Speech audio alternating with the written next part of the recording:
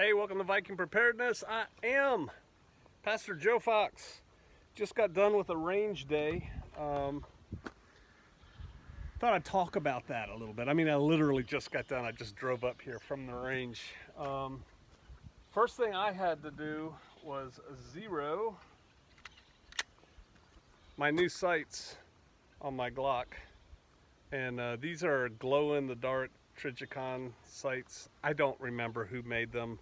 One of our brothers said these work great for me, gave me a link. I bought them. Not too hard to install, but not super easy. And I don't know if I told y'all, I definitely told the Shofarians, I was out about a month ago trying to zero the rear sight, and I was all over the place. And then I noticed that my front sight was just wobbling around. I had to get a special tool to screw that in, which I borrowed from the guy who told me about the sights, and I got it screwed in, but I didn't Loctite it. And so today I Loctited it this morning, and that glows in the dark too. Can you see that? I mean, you can't see it glowing, but that's kind of what it looks like.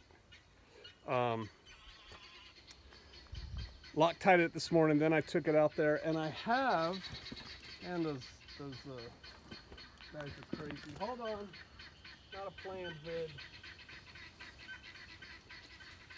I borrowed another tool, set of tools from another brother for adjusting the rear sight, and it's this little guy right here, and it has more blocks, more aluminum blocks in here, and basically you just get it all lined up with your rear sight and start drifting it left or right. See, it's in a see that dovetail? You drift it left or right. And before I started getting all wobbly, before I Loctited it, I thought I was pretty good left and right. So today I went out, shot it. It was right on, except shooting a little high. And there's no way to adjust elevation on this, so that's me. Thank you. And so I got this zeroed. This was my normal carry gun when I go into town, because it's smaller than my 45, so it's easier to conceal. And so we got that sorted out, and then my gosh, they're loud.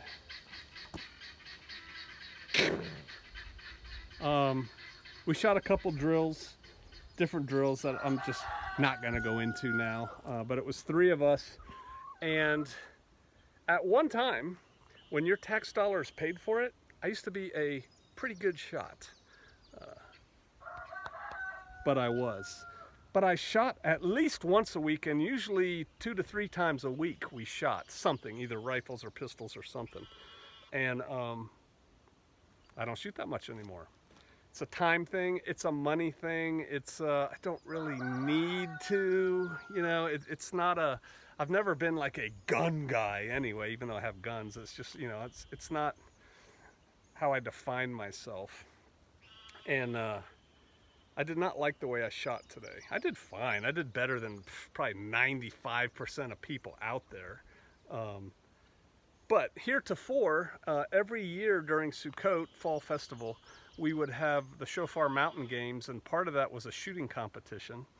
And I would always award the winner a really big, nice knife. And whatever the competition was, they would shoot off till there was one winner. I would award the winner the prize, and then I would make the winner shoot against me on that same course of fire. And every year I won. I beat the winner.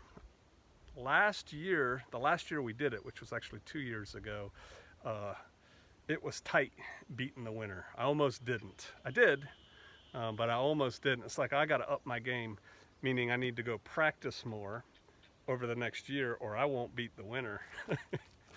And then we didn't have it the next year, and I didn't practice. And so today, while we were shooting, we shot 3 courses of fire, 3 different courses of fire. I won 1. And I soundly lost the other 2 in accuracy and speed. We judged on both with timer and all that. And so I have work to do. What's good enough? You know, that's the other thing, which I'll probably do some reflecting on, but I'm not happy with my performance because I know how I can shoot. And so I'm gonna get out there. I'm probably going to practice,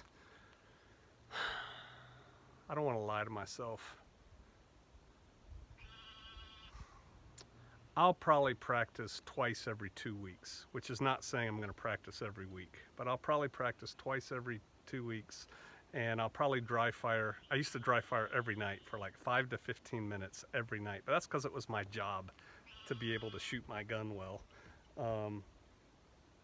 I'll probably start dry firing a couple times a week because dry firing really pays off. Good dry fire practice is good. You don't want to ingrain bad habits. That's not what this video is about. I'm just telling you about my day and kind of where I see taking this forward. I shot okay. I mean, you know, I was hitting man-sized targets, but I wasn't hitting this, and this is what I want right here. So, work to do. It's not like riding a bicycle. Once you learn how to shoot well, you never fall below a certain level unless, you know, physical things, age, mental eyesight, something like that interferes.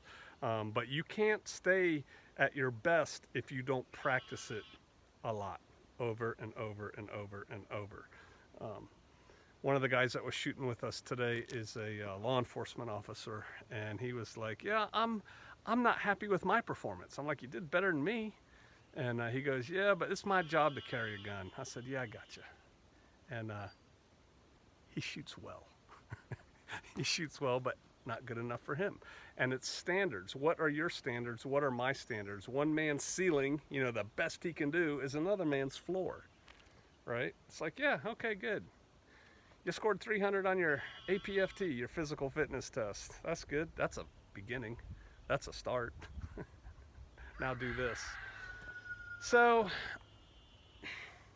you can't rest on your laurels. You're not as good as you think you were. It matters how good you are now at anything, whether that's running or rucking or speaking a foreign language or whatever. Before you depend on your skill set, whatever skill set that is, I suggest you go test it under fairly realistic conditions. You might find that you need to do a little bit more work. All right, I'll see you out there.